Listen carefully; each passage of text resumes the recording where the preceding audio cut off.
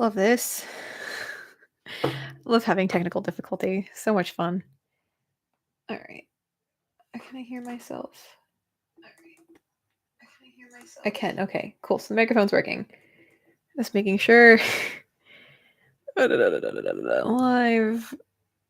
I tried. I tried. I tried. This didn't quite work out the way that I thought it was going to, but that's okay.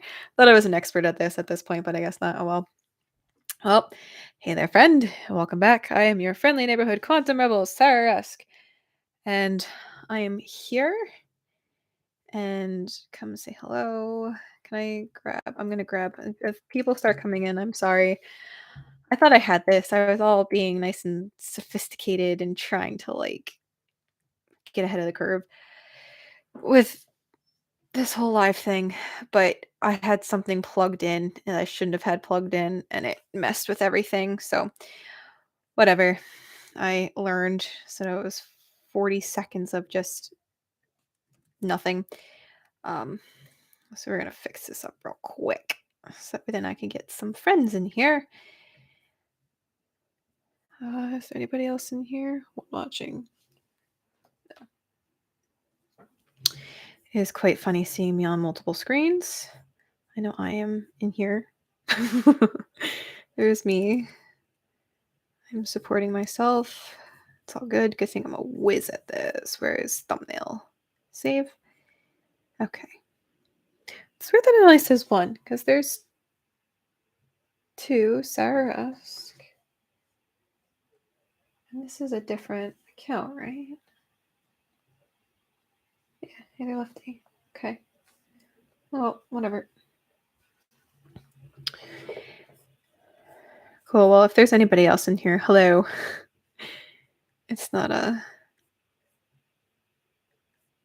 updating right now. Nope. Okay, well, update my thumbnail. Restrictions. Thumbnail. Here we go. Here, have a thumbnail.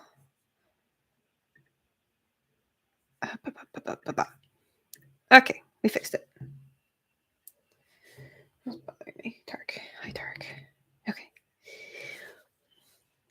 All right. Well, here we are.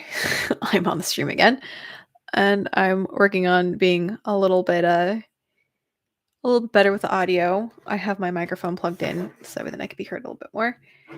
Why is it saying one? It's so weird. Okay. Well, this out. Let's see if I can edit this portion out. Like on the other live, I'll deal with that a little bit later. At least I can hear myself a little bit better. That's so weird. It says that. Or if anybody happens to be on here, totally say hello, because I don't know if everything's updating in real time or not. There's a little bit of a lag. Let me see if I switch to another account, if this will work. I know the 2 thumbs up are me. Always got to be supporting myself. This is one watcher. Still one watcher. Okay, well. Yeah, well, here we are. I'm gonna hang out until then.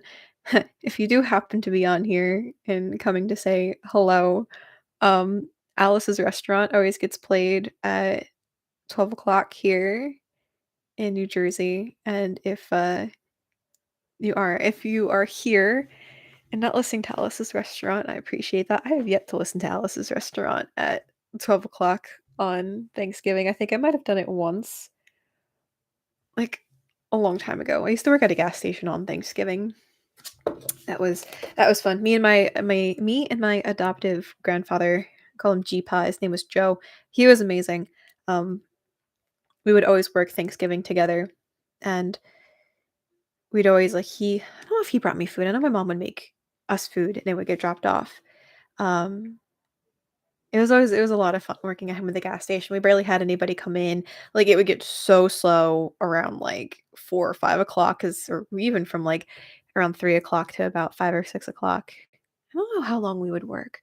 I think we would be working until like, I don't know, maybe around like 6 or 7, give or take. It was always so much fun working with him. He unfortunately is no longer with us. It was really funny because when I was in high school, there's only like one gas station that's kind of around here. Um, when I was in high school, I would drive there and we'd always joke and I'd be like, "Oh, it's the creepy old man," because he was always so sweet and like I would just call him the creepy old man. And then out of high school, I needed to find a job. And we were like, all right, well, screw it. I'll go get a job at the gas station because it's literally like 2 seconds away from my house. And the people there are really nice. And I started working with him and I got to know him better. and I I called him my adoptive grandfather and he'd be like, I'm not your grandfather. And that kind of grew. And then eventually he caved in and he allowed me to call him my grandfather. And then I called him G-Pa and we had a great time together. He'd always bring me peanut butter and jelly sandwiches, or he'd make me um, egg creams with some of the soda and stuff that we had at the gas station. And he went to Vietnam. He fought in Vietnam, and he would tell Nam stories when we had like slow time at the gas station. He would tell. He also lived in the city for a long time too, and he would tell stories about living in the city. He worked in the city too. No, he didn't live in the city. He worked in the city. He worked in the city for a long time. Hello. I am fantastic. My numbers keep fluctuating. I thought I was just talking to myself. I love this. I'm so great. Oh my goodness. I'm so happy to see you here. My meditations are going really good. I've been experimenting with quite a few different kinds of meditations, kind of going day to day with my meditations. Seeing what I need for the day. Today I took a couple of hours and just like sat with a couple of hours. Oh my god. I took an hour and I sat with my eyes closed and I just listened to silence. And anytime that like my mind was, trying to bring me in a different direction, I would bring myself back to the present moment. And oh my goodness, it's made such a great like difference within my day. I've been listening to Kyle Cease a lot lately, and he talks a lot about the present moment.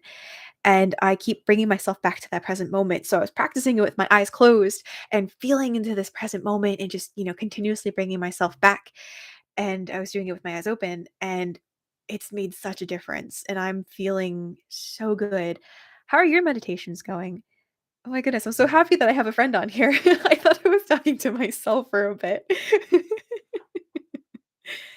Oh, and if you celebrate Thanksgiving, happy Thanksgiving. If you are somewhere else in the world, I hope you are having a fantastic day. Thank you again so much for stopping by and saying hello. Oh, this is so great. I'm not gonna lie, I have two other computers open just to kind of generate a couple more views. But yeah, oh my goodness. I did a live this morning and it went pretty well. I had 17 people on here, which is 17 more than I thought I was going to have. And I kind of worked out some of the kinks. I messed up the whole video portion of it for this one, but that's okay. We're kind of experts at this now. Um I kinda got a little less awkward as the time went on too. I was on for almost an hour, and I had a lot of people asking questions, which was pretty cool. My friend Tark had stopped in. If anybody's in here and has any questions, I would absolutely love to answer them, and I found that these are a lot of fun, and I really would like to do more of these again. Like, I love being able to connect with, you know, my friends. It's so cool. Like this is what I intend for this channel to be like. I love being able to have like an intimate setting like this to be able to communicate live and talk to anybody. Quite fluctuating. I see that I get bored easily when I've done the same for weeks, yeah, and months. I totally feel that. How to keep it interesting? That's a really great question. I would have to answer the first part, how to keep it interesting. I would say, what is it in particular that you are going for. Because when you get bored of specific meditations, I feel like it's just because we've done it over and over again and it kind of becomes redundant. And I'm a type of person where I have a hard time doing the same meditation more than once. If I am really feeling a type of way, I will do the same meditation like a couple of different times. Or I'll use different meditations for the same purpose. For example, I will use blessing of the energy centers to get myself in alignment. And if I'm still feeling out of whack and out of balance, I will then swish. I will then switch to waterizing meditation. Specifically for me, I have found that waterizing helps me to identify what emotion I really need to work on. So for me, like I've been saying in a couple of my other videos, anger has been something that I've been really working towards, really working on, working with, and releasing. And that was effective. I only did that once because I only needed to do it once because I was able to kind of procure a change in my 3D.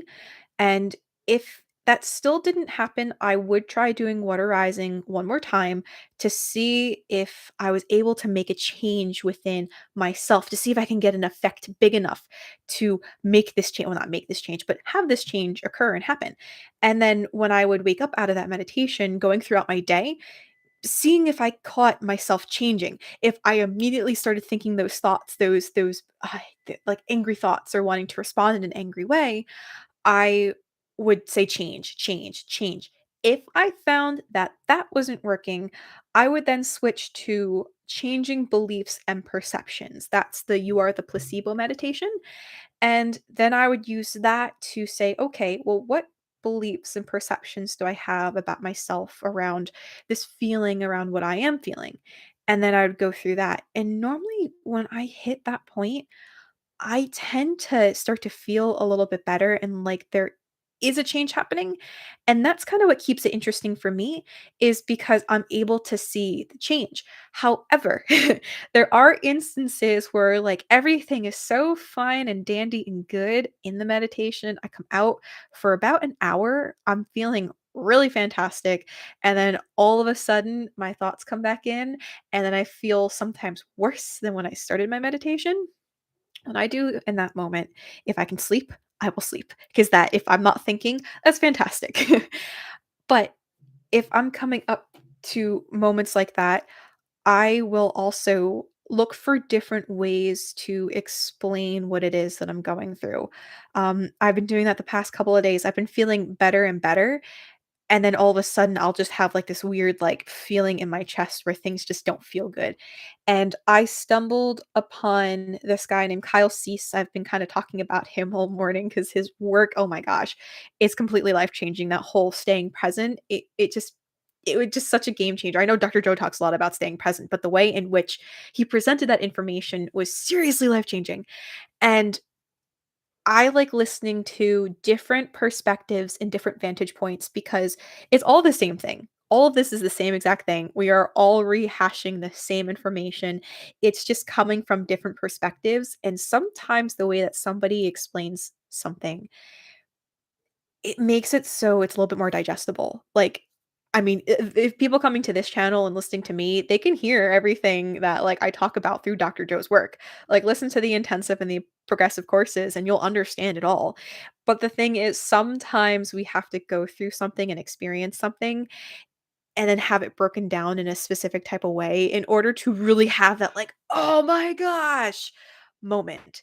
Because, like I've said in a couple of other videos, been I've listened and watched the courses so many times, and it wasn't until I started to really, like, go through the stuff that I'm going through that everything really started to click for me. Um, so that's a really long-winded answer to your question for the first question of how to keep it interesting. Of course, interesting to create your own life. But, so to be able to create your own life, staying cognizant and aware of how you're thinking and what you're thinking. I know for me, I tend to hyper focus and overanalyze, as we all know. And I have come to the conclusion as to why I do that. And it's because I personally am afraid of missing something. I'm afraid that I'm gonna miss something, like, and then something catastrophic is gonna happen. I have a tendency of catastrophizing. Believe that's the word. I catastrophize things and I make them way worse than what they actually are. And I mean, look at my past. That happens. Um, I stem a lot of that back to when my horse Braveheart, who's chilling up right over there, when he had gotten sick, he had liver failure. And I immediately think back to the signs that were present that I totally not ignored, but I wish I would have paid more attention to. Like, he had lost quite a bit of weight, but we thought it was because he was, super active and working a lot. He then got, kind of neuro, and then that's when the vet came in and everything. And I thought to myself, well, if I would have paid attention to these warning signs ahead of time, maybe I could have saved him. But I think the damage was like well far done, and it was way out of my wheelhouse to be able to try to save him. But not needing to focus and need to overanalyze and know that no matter what, we are always being supported, especially as we are high vibrational beings. We tend to think that we're still the same as when we first started this work, because that's me. I do that all the time. I have, like, the awareness and the consciousness of someone who is at Harvard or Princeton, and yet I still have the mind of a kindergartner. Like, I don't know if anybody else feels like that too. Like, we vibrate way higher, we don't give ourselves enough credit. I'm the same. Do you focus most on thoughts you want or the elevated emotion? That's a really good question, and I'm gonna give a Sarah answer. My brain flickers way too much. I tend to fluctuate a lot with my thoughts. My thought a minute ago is not the same as the thought that's going on right now. I am so present, and it's something that I just always have been, that I've conditioned myself to respond and react in the actual moment. Like, if I will stay like a baseline, and then all of a sudden something happens, and then my emotions kick in, and then I respond to something, and then I react, which is not always the best thing because I tend to allow my environment to project on me what I'm supposed to be feeling, which is not really a good thing. We wanna be creators of our lives. Um, but I try not to focus on the thoughts that I want, because for me personally, if I'm focusing solely on something that I want, I am giving off the vibration of I don't have it. Therefore, with me saying that I want this thing or thinking that I have it is kind of creating a gap in between. I have found that there's so many different answers for that, and so many people are able to think the thoughts that they want, and then they're all of a sudden able to feel like they have it. The way that I'm wired, that's like a detriment to my thoughts because of the way that I process things. I think, "Oh, okay, I have this thing." It's backwards, and it's kind of the opposite. If I think I have this thing, in my mind, it's like, "Oh, wait, no, you don't have this thing. You're just saying that." So I think to kind of break that down a little bit more, the intention is the most important thing. Like, are you intending to create? Are you intending to feel a particular type of way? And just trying to, not even trying, I'd say go for what feels good. If you really hone in and set the intention on just feeling good no matter what, you become that high vibration and you're able to mesh and merge with it. When I think too much and focus too much on my thoughts, that's when I tend to push things away. So I guess to answer your question again, I would go for the elevated emotions. Sticking to a place of gratitude is one of the best things, and it doesn't even have to be being thankful for whatever it is that you're trying to bring into your life, or whatever it is that you want or that you're trying to get. Just keeping that high vibration of just being so happy and so grateful. Today in particular, I'm feeling really good. I've had a lot of great conversations with people. I'm able to be on here with you, friend, and to that, I actually have people coming through, which is really awesome and pretty cool, and I feel really good. And because I feel really good, amazing things are going to start to come through without me even really thinking about it. And that's how this work works because you become a vibrational match to whatever frequency that you're putting out there. And if you just are so grateful and so thankful, you are going to become a vibrational match to whatever it is that you are really trying to get. And it's one of those, like, set it and forget it type of things. The more that you focus, the more that you think of the thoughts of things that you want, for me, the farther away that I push it. So, focusing on finding ways to make you happy, for me personally, I can't relax. I've discovered that I have a very hard time relaxing. I can't get myself to calm down. I am on 24/7. The fact that I drink a lot of coffee really isn't that helpful. And I have found myself in the mornings, the second I wake up, like, I don't look at my phone, but the second I wake up, I'm like, I'm on. And all my problems are, like, coming through and happening, and it's, like, ridiculous, and I don't need to feel all of these feelings. So I actually have to practice staying in bed for an extra, like, 10, 15 minutes to be like, "It's okay. You don't have to rush out of bed. You have nowhere to go." Forcing myself to not need to work so hard and so much. I am constantly working. My friend Chelsea called me during the first live, and I called her back and I was just like, "Hey, I'm so sorry I was doing YouTube things." And she's like, "You're always working." And it's like, "Yes, I am always working because I don't quite know how to shut that off." I'm the same. I don't think I can rely on my thoughts, so I just focus on what I want to feel. Exactly. Yeah.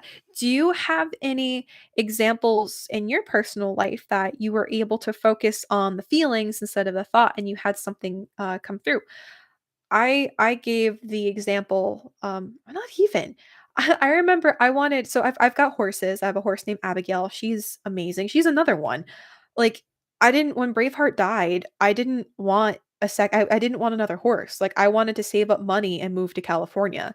But that didn't happen.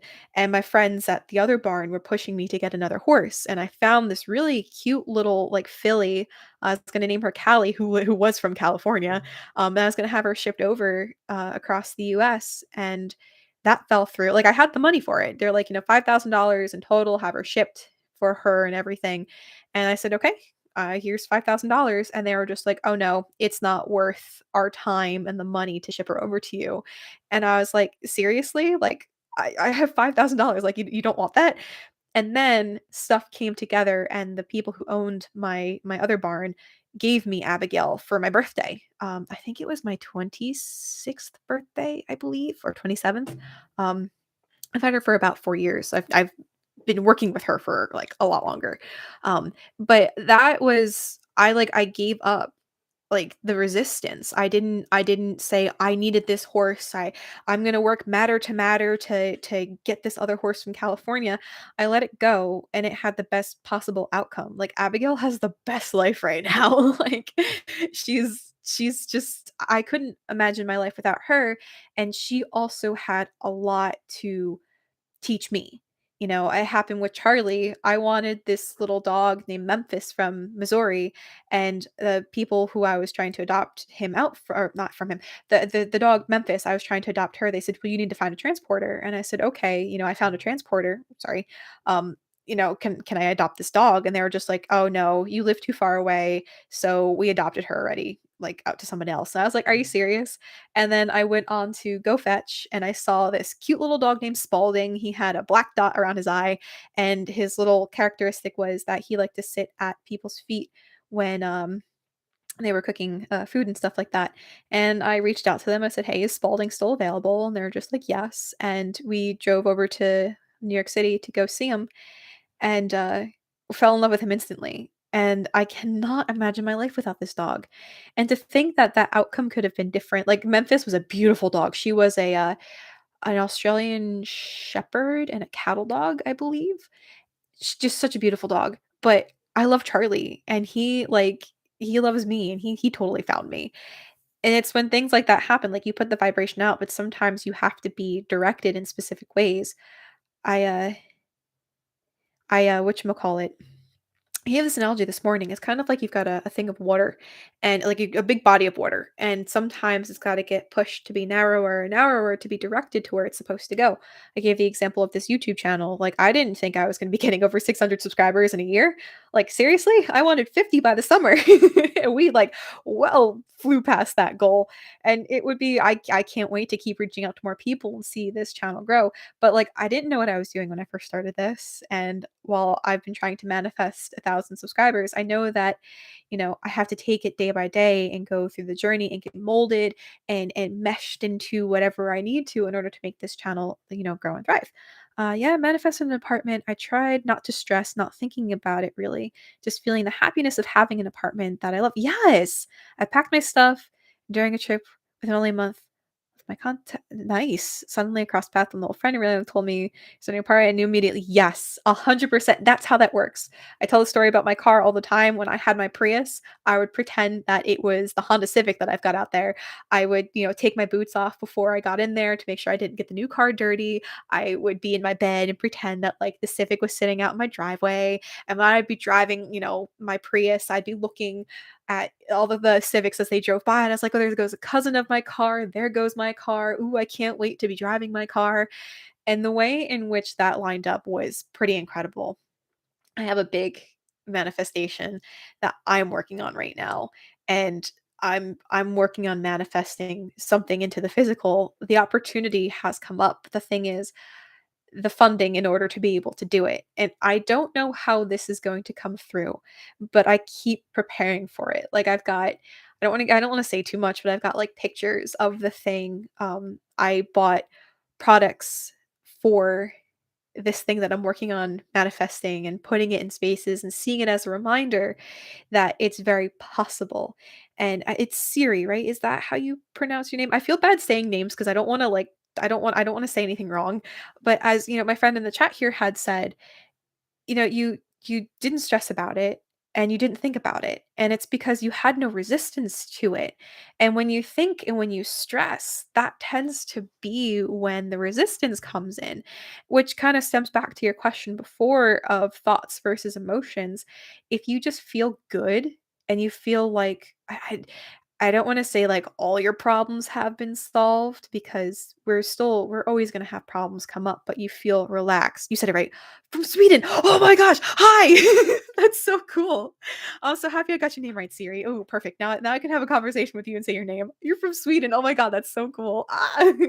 Sorry. I just that's so cool. You have to understand, like, me growing up, I didn't have, like, we have snow. Oh, don't say that. Oh my gosh. How many do you have, inches or feet of snow? And do you have a lot of snow rather? Oh my goodness. We're coming into snow season too. Oof, not looking forward to that. But, growing up, like, I didn't have a lot of friends. I was the one that got picked on. I got excluded from things because I was just a ball. We have centimeters. I don't know centimeters either. I'll take it that you've got quite a bit of snow. But growing up, like, I didn't have a lot of friends, and I was hard to be around because I was just a ball of stress and anxiety because I didn't know, like, if my dad was gonna snap at me, if I was gonna get yelled at for something else again, and that's all I knew. And as Dr. Joe kinda says, like, our environment just it shapes us. So, I grew up being very alone, and it wasn't until I hit high school that I started to kind of find my stride. I did really amazing things with horses. I got a lot of like, championships, and I went to states for a lot of things with Braveheart, and I started to build my confidence and it felt really good. And I was in band, and I was drum captain for a little bit. I was drum major of the marching band, which was a huge accomplishment for me. I know it's kind of a dorky thing, but I loved being in band. I miss music and playing music so much.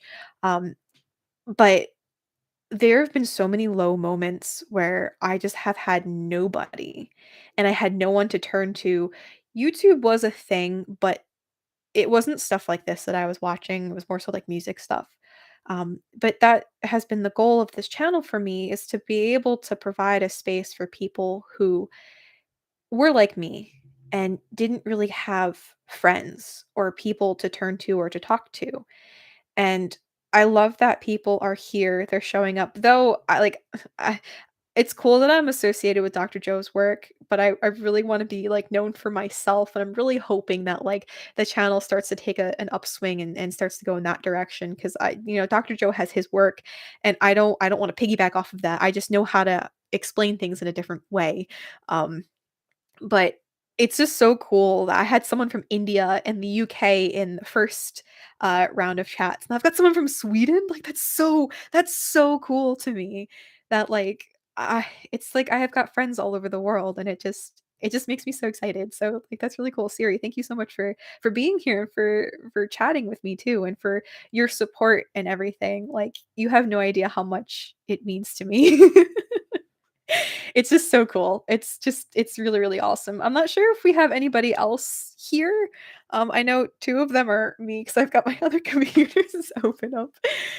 If anybody else is here too, I just wanna thank you so much for being here as well for any support and anything else, and, if anybody has any questions, I really would love to answer them, whether it be on, like, my journey about meditation, um and Siri, since you're here too, I'll tell you, I've been to 3 Dr. Joe events, which I'm sure you knew. And the biggest thing that I have gotten out of it this year was really falling in love with myself. And I went to my first retreat wanting so many things. I wanted to be something.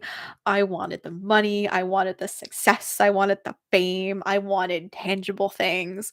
And I know better. I always know to go for feelings more so than for things. And coming out of that first retreat, I felt a type of way because I got sick immediately, the dispensa influenza, which was all of the old crap in my cells just coming out. And I'm so happy I went through that. And after I came out of that, lost my I not lost, but I quit 2 jobs. It felt like a loss. I went through this whole huge, like, upset with myself where I really had to work with me and the thoughts in my head. And, you think you go to these things and then the next day, it's supposed to be feeling better. You're supposed to feel better, and I didn't. I felt so much worse, and it's because a lot of energy and stuff had to come unhinged before I was able to really step into everything that I learned. And even going through the 2 retreats after, like, San Diego was a lot of fun, but I felt weird after that, and then going to the advanced follow-up, that's when things kinda started to solidify a little bit more. But I was watching videos of myself last week when I was editing everything, and I was looking at me and looking at everything that I was going through. I have to sneeze. I'm so sorry if I keep messing with my face. Whew. um, but I was looking at myself and I looked at me with a brand new lens. And I looked at the version of me that was there who was pouring her heart out to the camera. And I'm like, wow, she's really trying so hard. And she tried so hard her entire life to want better for me. And it's really awesome to see. Oh, I really have to sneeze. Okay, sorry about that. Hopefully I blocked that. When you gotta sneeze, you gotta sneeze. I'm more releasing. And I'm fortunate. Thank you. I'm very fortunate because I get to watch myself and watch how you guys have seen me grow within the year. I have also seen myself grow within the year. And the number one and biggest supporter of this entire journey for me has been myself. And being able to see how hard I pushed and tried to get myself to where I am right now, it's really unbelievable and really incredible. And it wouldn't have been as impactful if I didn't go through all of the stuff that I had gone through this past year. And I was looking at my emotional version of myself last week. I was like, "Oh my goodness. I love this girl so much." Like, she just wants the best for me. She wants to show up as the best version of herself so that way then she can inspire others to do the same. She's not doing it for the fame. She's no longer doing it for the fame. She's no longer doing it for the money. She's no longer doing it for the recognition. She's doing it because she wants other people to feel as free as she feels. And it was a really fantastic moment that I had kinda everything just came together from this year, and I really think that that was the whole point of me starting this journey, to be able to really fall in love with myself. And I think out of anything, with all the events, with all the courses that I've ever done anywhere ever, the number one thing was being able to fall in love with myself. Thank you, Siri. I really hope that people can start to feel this way too, and that I can inspire others to want to feel the same exact way. I keep hearing, and I don't know how true this is, but I keep hearing that money is going to start to get phased out because you can keep printing more of that. And what's going to be the next thing that's kind of like a form of currency, I guess you could say, is your awareness and your consciousness and being able to provide things for people on a consciousness level, being able to provide space for them. And I really hope that the world starts to shift in that way because, yes, things are nice, but the thing is, things are things. We had a hurricane last year and I lost everything from my childhood. I no longer have any yearbooks from when I was, from kindergarten all the way up through high school. I lost all my stuff through college, all my art projects, every childhood thing is now gone. And while the hurricane was happening and I was throwing all this stuff out, I'm like, I feel like I just got kicked in the gut. Like this really sucks. Why did this have to happen? And after being able to kind of reflect on it for about a year, I'm really happy that that happened because it needed to happen, and I was able to purge and get rid of all of this old energy, and when, once a year when I'd go into the basement and look at this old stuff and be like, "Wow, I was that person 20 years ago. That's really cool." Like, that made me feel good for a second. Well, yeah, that's great. What about the me now? I'm not the me that I was, 10, 15 years ago. I'm not even the me that started this day. I've transformed and changed so much. The whole staying present thing. This is what it means to stay present. You're constantly, every moment's different and you're constantly growing. And that's kind of the whole point of all this. But after all of that has happened, I'm now really thankful that we had that flood and that I lost all those things because it was a way to help me get rid of that energy.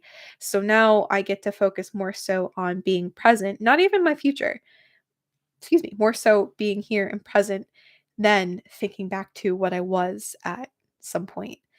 That was a fun little tangent. Oh my goodness. This is so much fun. I definitely want to keep doing more of these. I really hope to have more interactions with, you know, my watchers and followers and everything to be able to answer questions and talk about specific things and topics. Like I think that might be the next step for me. Of course, I'm going to keep doing regular videos and everything. Oh, we're barking at somebody. Oh, Charlie. He's been doing really well too. The My vet is still very impressed with his progress and how much progress he's made within the past couple of with the past month, past couple of weeks. He shouldn't be like doing as well as he is, and I'm like, it's energy, doc. That is the thing too. I'm really understanding and learning that things are not impossible. And to kind of get into like a quantum physics tangent over here, I love talking about this stuff. I talked briefly about this morning. Um, every single thing that is here that you interact with has, it vibrates and it's also not still. Like this computer that I'm on right now, it's not a solid object. It's, you know, it's just a bunch of molecules reacting to light, and when I touch it, it responds in a specific physical way. And we tend to flicker. We flicker into different boxes depending on how we vibrate. If you think about a radio, they always give this analogy, and I didn't really understand it until like I really broke it down.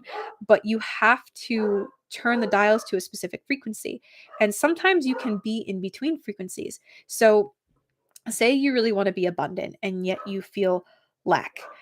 You give off a vibration and you flicker towards whatever it is that you are really feeling. So you're turning your dial to either abundance or to lack.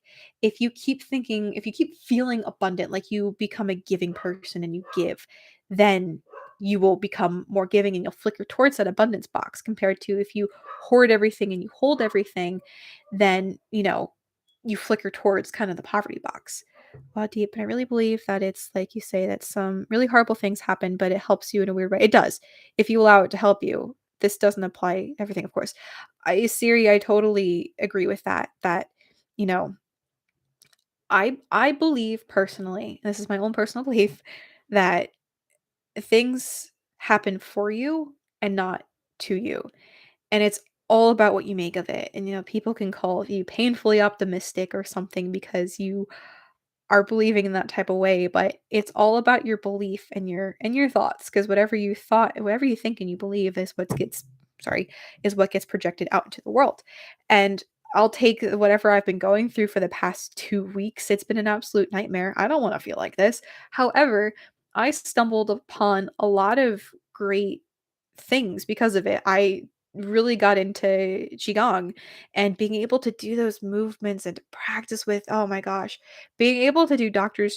Joe's work in qigong has been completely life-changing. And then being able to learn more about Kyle Cease, who I'm going to talk a lot about because his work has totally changed my life. You know, it led me to that. When things get bad and things get very frustrating, you got to think to yourself, how is this going to serve me? What can I learn from this? What can I learn about myself from this? I have a question about Dispenza. How do you think he's doing? I've been thinking the last months that he has so many retreats if he is well. I That's a really good question. I think he's doing well. I think he might be a little tired, but at the same time, because he's been doing this for so long, I feel like he's able to energize himself off of being able to help people. I think that he's released and let go of his ego. Not to say that he had a big ego, but we all have egos.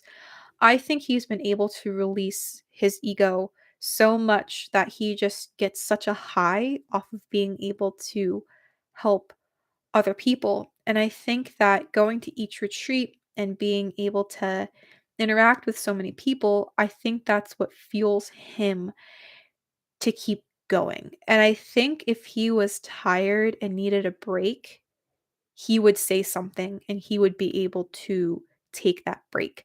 He has said before, I forgot what interviews I was listening to, but he said that he used to do meet and greets or something like that. Something where he would meet with specific people. I don't know if it was when he had books and stuff, but he would have to cancel them sometimes because he would just need a minute.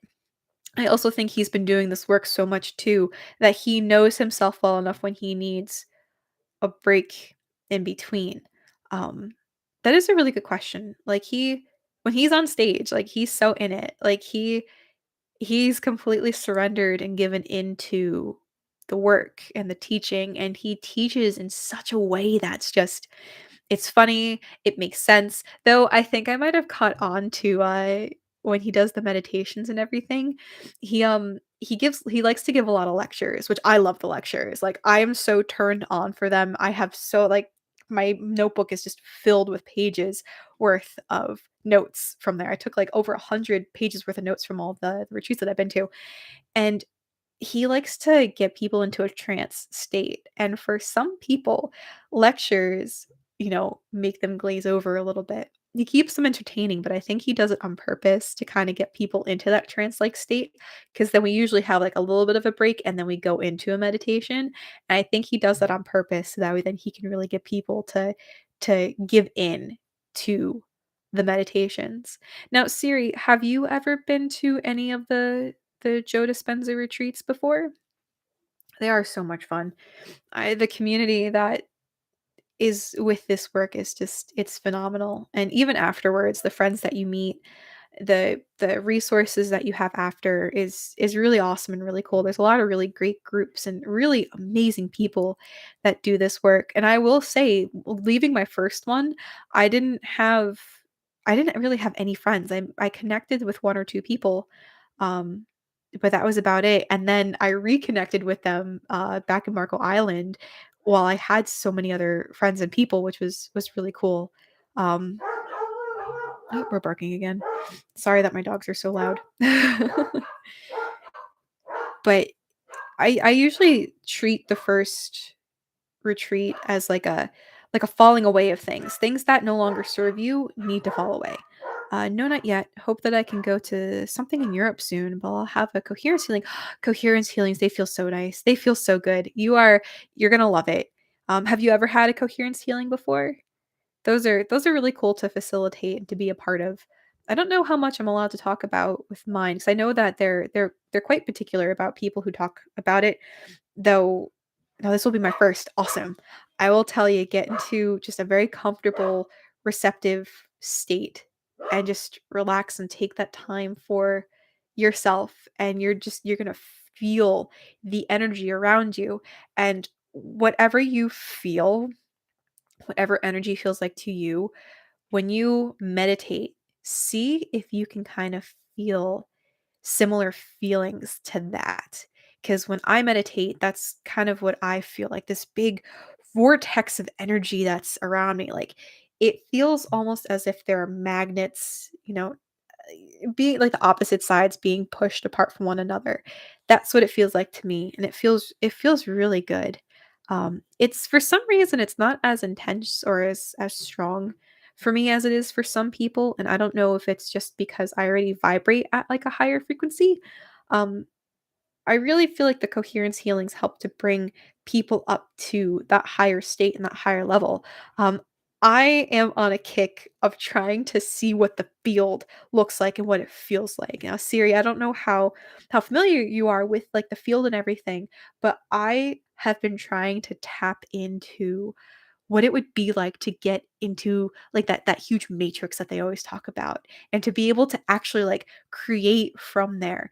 And I was talking to my Reiki practitioner Jen about it because I really want to get into that flow state where I can connect with my higher self. I have a song in my heart that I really want to get out there and to find a way to create. And I sit here with my little MIDI keyboard trying to like plunk out songs and stuff, and while I wanna write, like, this amazing rock ballad, I keep writing songs that belong in, like, a club or a rave or something, like, they're super funky beats. I can't sing to stuff like that, and I look at my higher self, I'm like, "What are you doing? Like, you know what I want, like, what the heck, man?" But I would love to be able to get into this field so I can learn how to create and everything.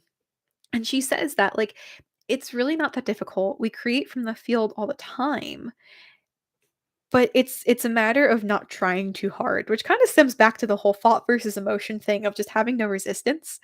Like, I put way too much resistance and too much pressure on myself. That's just I feel like a lot of people do that. And the people who are able to relax into it and just kind of flow are able to have things come quicker. Dr. Joe says all the time that if things aren't happening now, you're just not good enough. And I took that as a criticism instead of as like a means to get better, I guess you could say, because there's a lot of people that make things happen, like ASAP. And I am still working on stuff like that. Things take some time, but they do end up happening, and that's also okay too. Like Siri, I don't know if you're along the same lines as me for when like you want things to happen and you think because they didn't happen immediately after you thought about it that like you failed, cuz I think like that all the time, which is a huge thought. Like yeah, like time is vertical. Yeah, and that's the thing is time is it's not vertical or linear. Like we're able to like hop timelines all the time. Like you can totally change things from your past depending upon the energy that you put into it and then how you proceed thereafter. Like I love the idea of quantum physics because it really talks about this stuff and kind of breaks it down. Like I'm hoping to get a better understanding of this whole energetic thing and being able to I don't wanna say manipulate, but being able to heal things from the past, to be able to chip off some darkness from this part of the future, like, stuff with my dad, being able to go through, send that version of me and him love to then unlock something else that's in the present right now. Because if you think about it, Dr. Joe says this all the time, like, our memories, like, we have no idea what happened. We make it up most of the time, like 80% of our memories just didn't happen. And it's also how we view things. So if you get into a confrontation with somebody, excuse me, who's to say that it happened in that way? It could be how you perceived what had happened versus how somebody else perceived it too. And you might be right, they might be right, but we see things how we are and from where we are compared to how things actually are. So I think that's such a really cool concept, and I have so many books on my wish list that I can't wait to like dive into that involve like quantum physics and all of these different, time hopping mechanics to be able to work with this field and then pull out different patterns to go through and work with the patterns. Because, when you have your coherence healing theory, it's people going into your field and being able to adjust different patterns and different frequencies that are being vibrated out from you or even to you. I was watching this really cool documentary on Gaia, and it was about this guy who has telekinetic powers and he's able to move physical objects. And he does that through interacting with the field of the physical object. So, you know, we have all of these different objects that are here, they all have their own field. They all vibrate at different frequencies. So, if I were to put my hands on the table, I can you know, feel the table and I can interact with its vibration and its frequency. And it's not a matter of pushing it. Oh geez, sorry. It's not a matter of pushing it or pulling it. It's a matter of connecting to it and being able to be the table, so to speak, and then become the table. And then when you're able to integrate into the table's energy, that's when you're able to move things. And that's a very like mind over matter thought process. I don't know if you've ever seen the Matrix series, but the guy, the kid with the spoon and how he's a spoon bender, and that's how you bend spoons. It's not a matter of forcing or willing the spoon to bend, it's becoming the spoon. And when you become the spoon, you are then able to, I don't want to say the word manipulate, but you're able to manipulate the energy around the spoon. And then that's how you get it to bend by becoming the spoon and then using its energy as your energy or your energy as its energy to then make it move. It's really cool stuff. Like, you know, people can go into trances and can really like, they can channel anything, and that's what I'm looking to do next. Like, I wanna be able to let go, get into a state, get into a frequency and a vibration to channel, some rock star, to channel John Bottom from, Led Zeppelin to be able to play, incredible songs on the drums, or, like, channel Bob Proctor's energy with all of his business skills that he has. Because people are able to go into these trance-like states and channel all these different kinds of energies. You know, that's what I wanna do. That's what I wanna learn how to do. For me, becoming supernatural or superhuman is being able to tap into all of these brainwave states and all these frequencies at will to be able to just do it all, you know? And it's very possible. People are able to do it, and it doesn't really get spoken about too much because I mean, people think that it's impossible, but I really don't think anything's impossible. Impossible stands for I'm possible, you know? Oh my goodness, this was so much fun. Siri, thank you so much for hanging with me and for asking all these questions and interacting. I can't tell you how much it means to me that you were here and that we were able to have this very lovely exchange. That's much cooler than robot things people want to become. I know, like why should we leave it up to the machines? We are a machine. Like our bodies and our brains are the most complex machines in the world. Like our brain is the greatest supercomputer that's out there. Why can't we tap into what we already have and utilize and use that? Why do we have to put so much focus and attention on these robotics and stuff? Granted, there's a lot of great uses for robotics, especially for like missing body parts and everything. I think that's really cool and fascinating. But like this machine right here is advanced and capable of doing anything. Like, we just don't have the capability of being able to tap into it. Siri, fire away. If you want to ask questions, go for it. I'm just kind of talking because I don't really I should have come prepared with more questions. This is the second one that I've done within the span of a day. So please fire away your questions. I would absolutely love to answer them. This has just been a fantastic exchange. You could say that you got to have a private one-on-one session with me way back when when I have, over 100,000 subscribers. Be like, "I talked to her directly at one point." I hope that happens one day. That'd be really cool.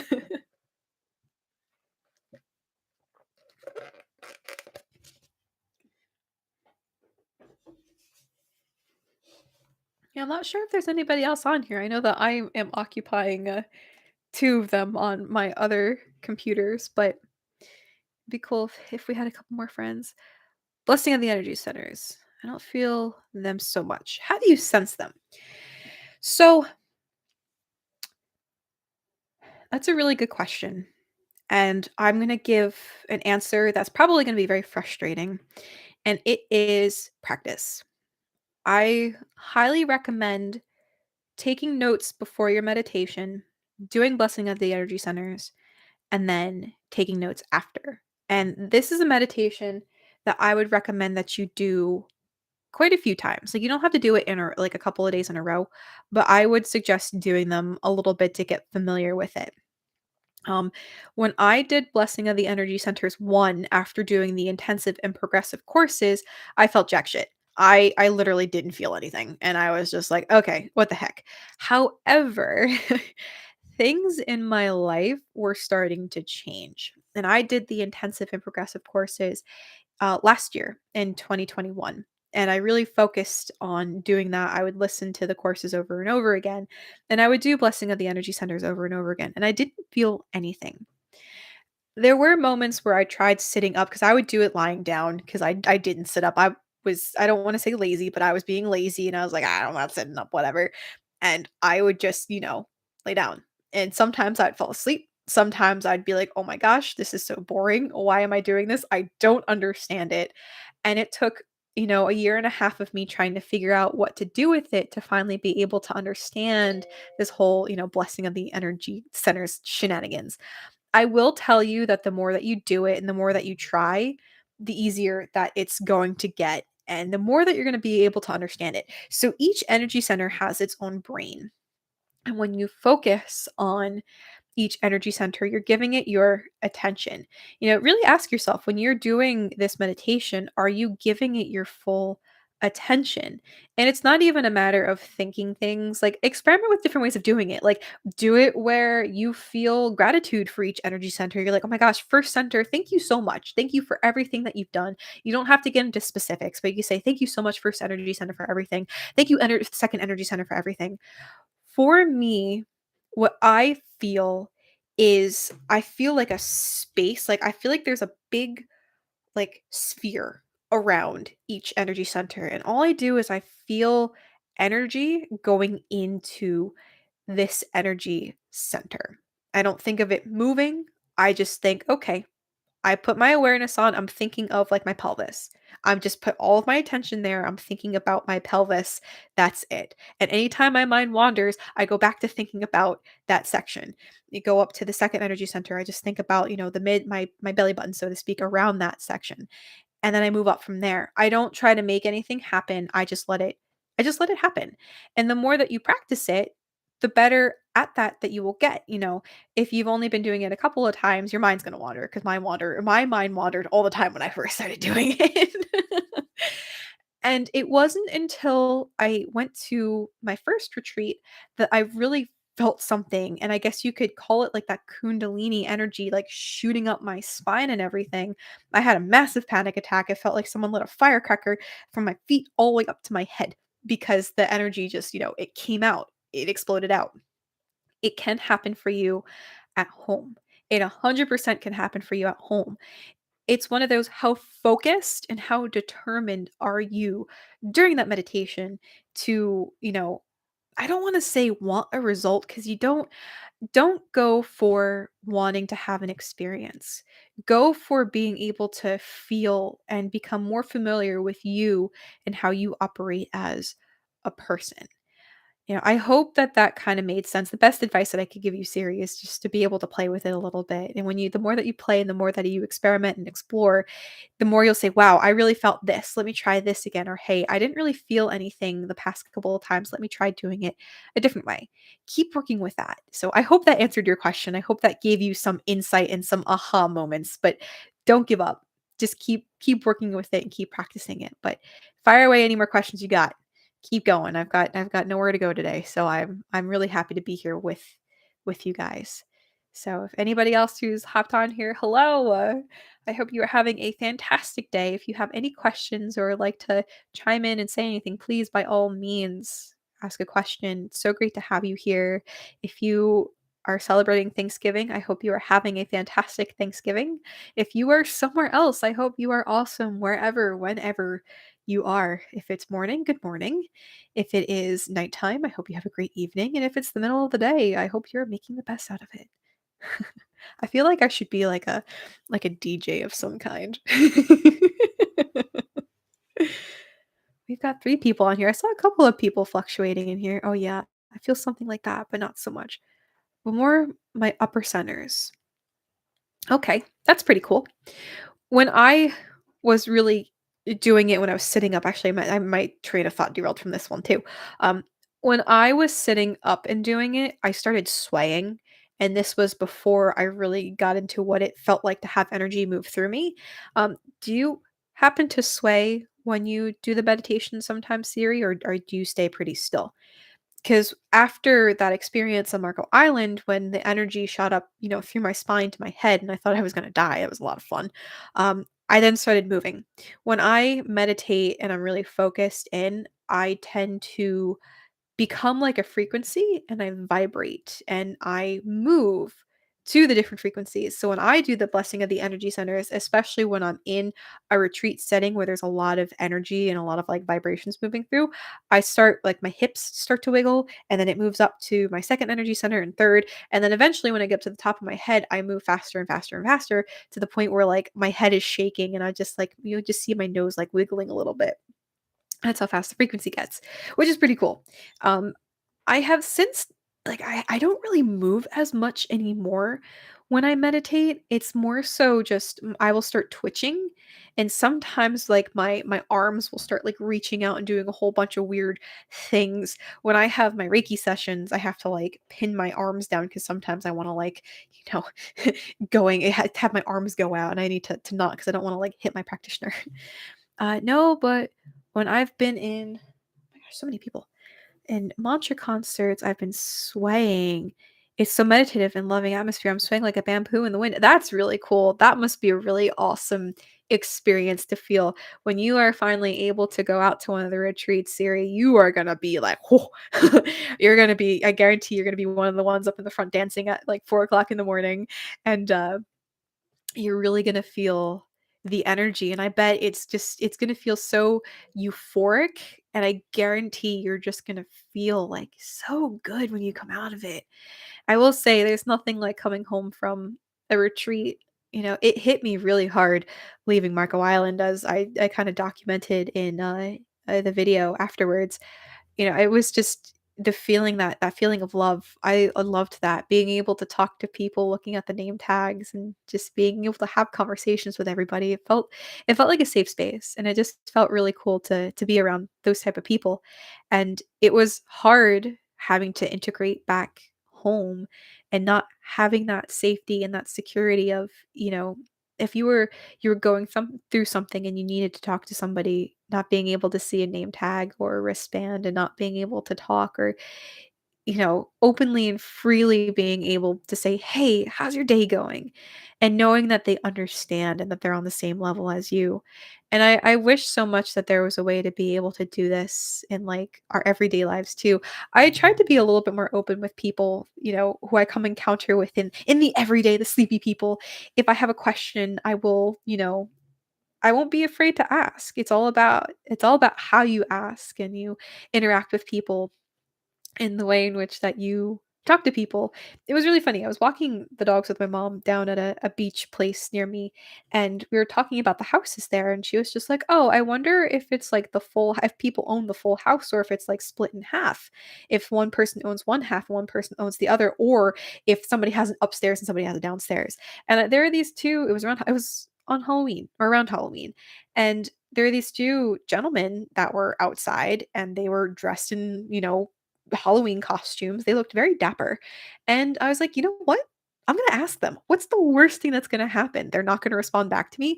So I saw them there. I was like, "Hey, I got a question for you." And they're just like, "What's up?" And I was like, "What kind of house is this? Like, do you own all of it? Does the person own all of it? Or is it like an upstairs and a downstairs?" And they were very awesome. They said, "Oh no, it's the whole house. We own the whole house." And I was like, "Thank you. I appreciate that." And they were very, very nice. Obviously use your judgment. Like, don't talk to strangers, that you just get a weird, like, gut feeling from. But, like, you know, it's okay to talk to people. It's totally okay to talk to people. One more quick story that I wanna share. I was in the San Diego airport about to fly home, and I went to use the bathroom one last time before I boarded my flight, and there was a woman in the bathroom, like, kinda peeking under the stalls, and I looked at her, I was like, "What's going on?" And she looked at me, and she huffed, and she's like, "You have a nose ring." My nose ring got stuck and it fell out. And I was like, "Oh, no." And I went into the stall and I was looking around and I found it and I gave it to her. And we had just like this really funny exchange. And I was so open to the experience and having this because I just got done with San Diego and meeting a whole bunch of people. And it was just a really funny exchange. It's being able to communicate with people still after and just kind of have a laugh with random people, because if you also think about it and you break it down, we aren't separate. We are all the same consciousness source, just playing out different characters. I am you, you are me, we are all the world. We just view things from a different vantage point. All right, Siri has another question. Siri for the win.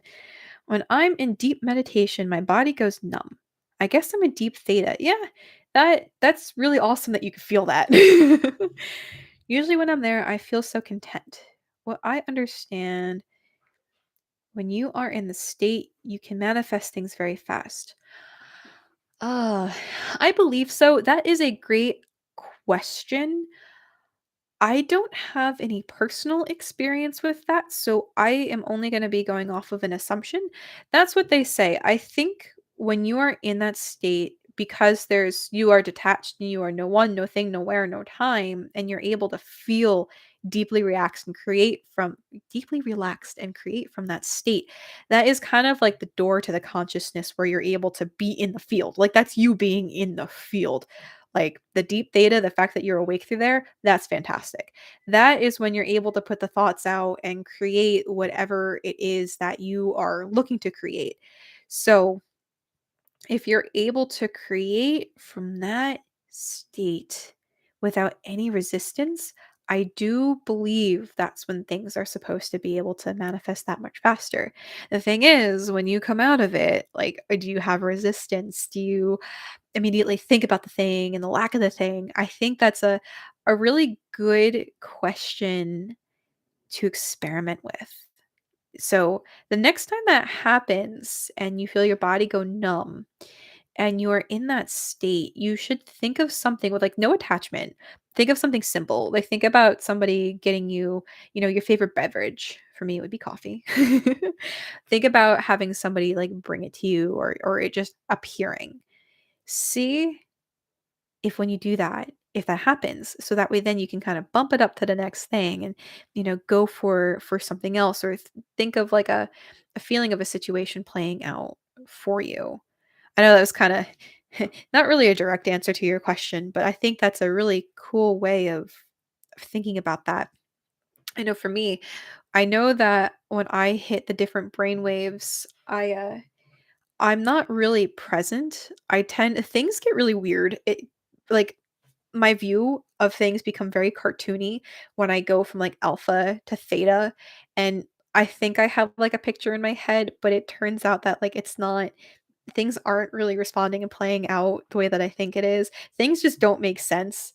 I know I've talked about this before where, like, all of a sudden trees are talking and people start to be contorted and, like, change shape and everything, and it's really funny, but I have no control over it. And it's also a little bit difficult for me because I can't see anything when I close my eyes. I have what they call aphantasia or aphantasia, however you pronounce it.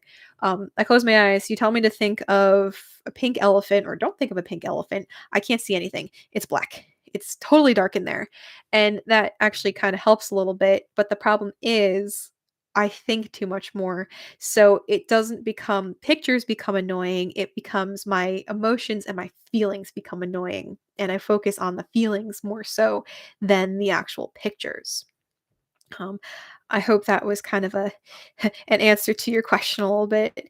Keep firing away. If you got any more, keep going. Any friends who've been popping on here, hello. I keep seeing those numbers fluctuate. It's so fantastic to have you here. If you wish to say hi, it would be so great for you to say hello. If you're celebrating Thanksgiving, I hope you're having a great Thanksgiving. If you are somewhere else in the world, I hope you are having a fantastic day. Thank you very much for being here. Thank you so much for your support. Thank you for the likes. It's really cool to be able to experience this with you guys. But if anybody has any questions, I'm here to kind of help answer from my own perspective for things that have worked for me and everything. We've been kind of on the flow of meditation and manifesting lately. So yeah. Oh gosh, this has been so much fun. I'm really, really, really enjoying this. And I'm super thankful that I'm getting a better turnout than I thought. I literally thought that I was gonna have not very many people on here. I had 17 people on here this morning. So it's really cool to see you guys on here. All right, Siri again with another question. Sometimes I get really horrible visions. It's through its thoughts. Should I continue the meditation that happens or should I quit? I usually quit. I don't want to manifest something horrible. So that's a really great question. And I have more so a thought process than an answer for you. Depending on what the vision is it something that you need to work through or something that you need to process? A little mini tangent here. I've been listening to, oh, sorry, a lot of Kyle Cease lately. And he was talking about when you are feeling a particular type of emotion, it's because it's coming up to be processed and then to be coming out. It's like if you were to go to the dentist and have, a tooth removed, you don't say, "Oh my gosh, I need to keep that tooth. It needs to stay." Like, yes, it's causing me so much pain in my mouth, but maybe this tooth belonged to like I don't know, my great great grandfather and it was like a precious heirloom. Like, no, you get rid of what the problem is and you remove it. So if you're having a horrible vision, maybe there is a way to sit with it and change it. Because if you get afraid of something and it has to do with that type of like that particular, frequency or vibration, it's not a matter of trying to manifest it. Why not set the intention to overcome it? I'm going to give a couple personal examples here. I have terrible nightmares of my dad coming back and killing me. Constant nightmares. When he passed away, I did not see his body. He died going to the bathroom in my house. And I didn't get to go upstairs and see the body. So in my mind, he was here one minute, he was gone the next. So I would just have nightmares of him coming back and I would say to him, I'd be like, "We got rid of all your things. You're not supposed to be here. You're supposed to be dead." And then, the dream version of him would be like, "Oh, well, I'm coming back on Friday," or, "Oh, well, I didn't really die. I'm here. I just went away for a little bit. I was on vacation or whatever." And then I would die. I would instantly die. And I would wake up and then it would mess with my mind for the next week or so. So I had a dream. It was a month back. And I have been really working on my mental focus when these terrible things come through. The number one way to combat fear is through laughing. Think about Monsters Inc. I don't know if anyone here has seen Monsters Inc., the Pixar movie. What did they first collect? They were collecting screams. And then what did they start collecting? Laughter, because they found that laughter was more effective than screams. It was able to power, their world a little bit easier than screams. And when you have a horrible thing that draws out this fear from you, you are fueling it by being afraid. And even from a psychological standpoint, we're going to break this down a little bit more. If you are in an argument with somebody and you guys are fighting and they want to be heard and they're getting dirty and they are like throwing in all of these nasty words and everything at you because they want that high of making you feel miserable, you dispel it by agreeing with them. So if for example, somebody calls you mean, old, and ugly. Yep, I am mean. Yep, I am old. Yep, you're right. I am ugly. What does that do? That neutralizes that energy. Obviously, you know for a fact for yourself that you are not mean, old, or ugly. You have that confidence within you, but you're able to dispel and take that energy away from that. Again, long-winded answer to say if you're able to sit with it and you're able to change the energy around it, I guarantee it's going to change. So being able to have that mental energy of, you know what? I'm not going to be afraid of this fear. Face everything and run, or face everything and rise. My podcasting boss says that all the time.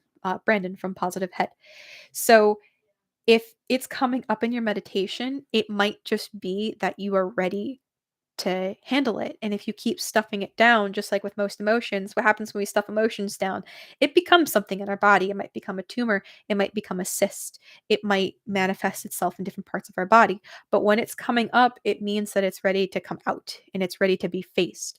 So if you are going through something and you're feeling a type of way, it might be time that you face it and you sit with it and you find a way to love it to then have it go away. But it won't, if you look at it that way, I don't believe that it's going to manifest. It's all about the way that you think and how you vibrate, friend. Great question, Siri. Hello to the other friends. There's 5 of you on here from what I can see. Such good advice. Thank you. You're so welcome. Please keep questions coming. If anybody wants me to answer anything, if you want to say hello, tell me where you're from. If you are celebrating Thanksgiving, happy Thanksgiving. If you are somewhere else in the world, I hope you're having a fantastic day, morning, evening, wherever you are. If it's the next day, I hope you have a great day. It would be so great to interact with you guys. I'm so thankful and so happy to have you guys on here. But Siri, if you have any more questions, please come at me. I'm really digging this. I'm really enjoying this, and I really would like to do more of these and figure out how to get more questions from listeners and everything. Um, but it's all about how can you change your energy and your state of being? How can you stay present and work with whatever is coming your way? Love alchemy, being able to find love in these situations and to transform situations through the power of love. Yeah. Mic drop. Sip of coffee time.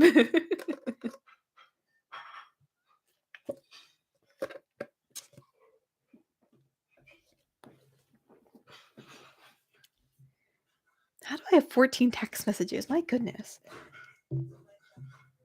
Quite popular today. So funny. But yeah, any questions from anybody, please. I would absolutely love to answer them.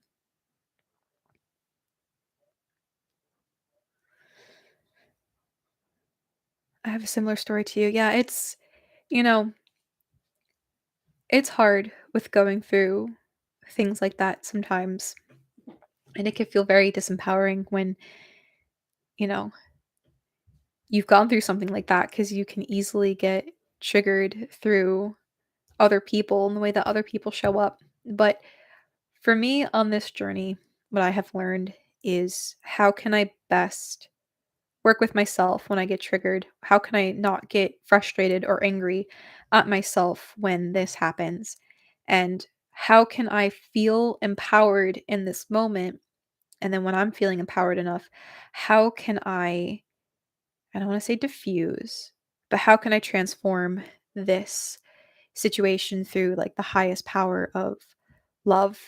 And I don't mean that romantic type of love. I feel like there are so many different variations of the word love. And for the longest time, I thought that love was like that big, grandiose feeling of like, I need to love everything. And it's like this big swell of emotion. And I really think that for this type of love, it's being calm and it's being at peace within yourself. I really feel that that is one of the highest forms of love. I remember when we did the walking meditation in Marco Island, and my friend Jen Chase came up to me and she was like, "I feel so euphoric. I feel so good, and there's so many people dancing on the beach and they're so happy." And I'm sitting there and I'm like pouting, and she's like, "What's wrong?" And I'm like, "I just feel at peace and calm." And she was like, "That's the point." Sometimes with us, with these energies and emotions, it's not some big grandiose thing. It is, a subtler form of energy. I know for me, I'm a very sensitive person and I tend to like blast my energy out instead of being able to give it out in spurts. And one thing with Qigong that I absolutely love is you are able to let the opponent get tired because they're trying too hard and they're forcing everything and they're handling everything matter to matter, and you are just swiftly moving and avoiding and dancing with them. And then all of a sudden, when they're tired and you see like a little chink in their armor, you really force that energy once and then you take your opponent out. That's kind of how I've been working on living, is not trying to force things and take things matter to matter and getting this raged and having to tense everything and to really force this energy. It's being calm, cool and collected, being able to be awake in the heart, or relaxed in the heart, awake in the brain. I forgot how that saying goes. Being able to be relaxed and awake. And then if I need to respond, respond. And then go back to being neutral. I really feel like that's, a really fun way to be. Okay, Siri, thank you so much for being on here. I really can't thank you enough. My phone keeps ringing. That's so funny. I really can't thank you enough for taking the time to be here. Thank you so much for all of your questions. And I will be doing this again. So thank you so much for your time. I hope you have an amazing day, friend. I'm so glad this made your day. Thank you. Friend, I'm gonna probably be hopping off here in about like 6 minutes, give or take, unless there's anybody else on here who has any questions or anything else that they want to say. If not, I'm going to start wrapping this up.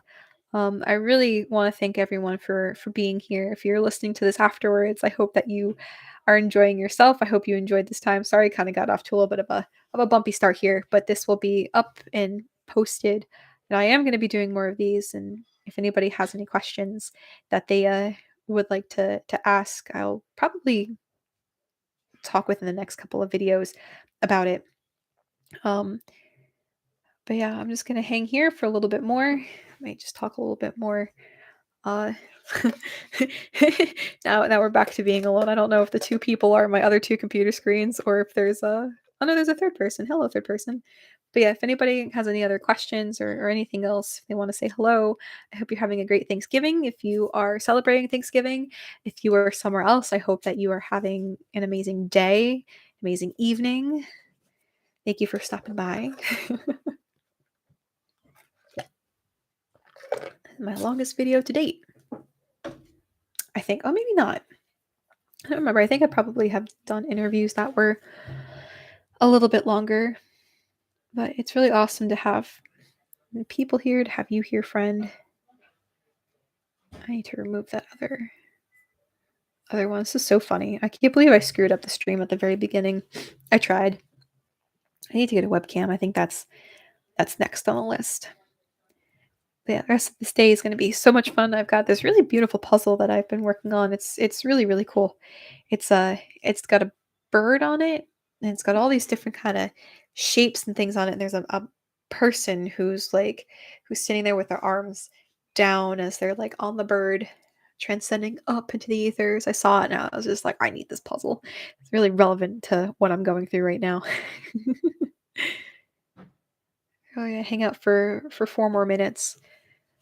Yeah, this was awesome. Thank you so much again for everybody who has stopped by. If you are stopping by later, it's such a thrill that you were able to find some enjoyment out of this. Really cool being able to interact with you, friend. I will be doing more of these. I'll be asking more questions at some point. If people have questions that they would like me to answer, I would love to hop on and answer them. Okay, we got a couple more minutes and then I'll go ahead and end this for the day. I can't believe I talked for almost an hour and a half. That's pretty awesome. I always thought I was such a quiet person, but, I mean, I am kind of a quiet person. By myself and I don't have people kind of watching, I guess it's easier for me to get into the flow and to talk about things. But if I'm in front of people, again, I guess it depends. I do love being in front of an audience. It'd be really awesome one day to be on stage, to be able to speak and to share all the stuff that I've been through and such. One of these days, I can't wait. That's really cool. I can't wait to collectively see how many people I've interacted with today. And that's going to be like the baseline for the amount of people that I've connected and talked with. Like I said, I didn't think I was going to have anybody. I can't believe I had people this morning. I had 17 people this morning, and I'm really curious to see how many people that I have from today.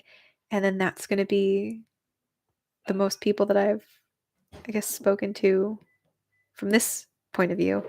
I did speak to about like 250, 300 people when I did Landmark. That was a lot of fun. I had a great time speaking. Doing the actual work itself was rather hard, but being able to tell my story and speak was really cool. I did enjoy that. So we got one more minute and then I'll pop off here at 1:30. I'm so happy I followed through with this. I'm happy I got to interact with all you guys. Thank you so much again for stopping through. If you're stopping through later, thank you so much for coming on by. I can't wait to eat. I'm starving. I've got 2 pies all to myself with whipped cream. I cannot wait to eat that. It's gonna be so good. Wherever you are, I hope that you are enjoying your food, where whatever it is that you're doing.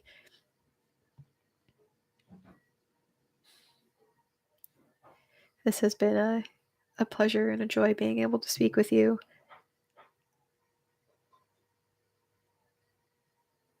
One more minute. Thank you to anyone who came through and gave me a like as well. That's means a lot to me for all the support and everything. Man, me and Siri, we had a really good conversation. That's so cool. Sweden. I got friends in Sweden. I got friends all over the world. I got friends in the UK, friends a different part of, the US. So cool. Canada. I think Romania. I had a friend in Romania who left a comment too. That was really cool. I can't wait for these to be bigger. That's going to be really, really cool. I got to brush up on some topics and stuff. Oh, so awesome. Watch it go to sign off, then all of a sudden, like an influx of people. I get like 10 people on here. That'd be really cool. I had 5. 5 was the max number for both of them. All right, friend. I'm gonna sign off for right now. Thank you so much for coming and hanging out. No matter what, just promise me you'll keep singing. Okay, friend?